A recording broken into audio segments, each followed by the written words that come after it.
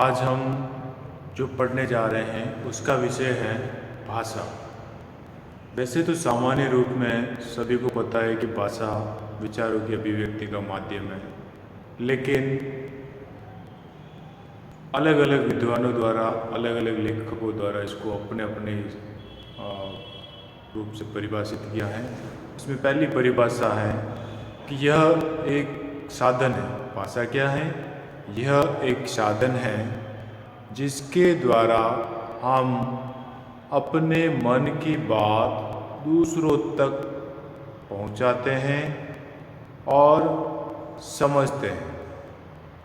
दूसरी परिभाषा है, यह एक विचारों ऑब्लिक भावों की अभिव्यक्ति का माध्यम है। तो आप समझे होंगे कि भाषा किसे कहते हैं। भाषा जो विचारों, भावों को दूसरों तक पहुंचाने और पहुंचाने के बाद उसे समझने और समझाने की एक कड़ी के रूप में जाना जाता है। क्योंकि आप बताएं और अगले को समझ में नहीं आए तो फिर कहीं ना कहीं कम्युनिकेशन एरर हो सकता है।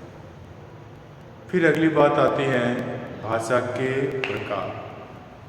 भाषा के प्रकार सामान्यतः यह दो प्रकार की है।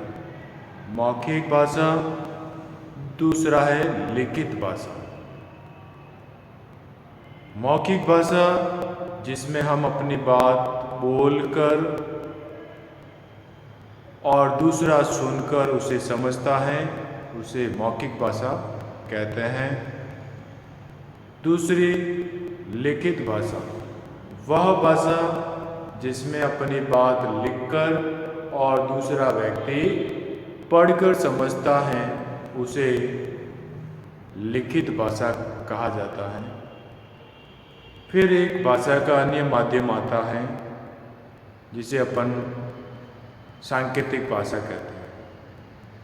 वह जिसमें हम अपनी बात संकेतों द्वारा कहते हैं और दूसरा सामने वाला व्यक्ति उन संकेतों को देखकर अपनी बात को समझता है, इसे सांकेतिक भाषा कहते हैं।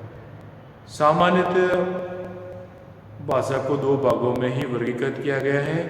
तीसरा है जो सांकेतिक है, इसका व्याकरण की दृष्टि से इसको भाषा से अलग रखा गया है।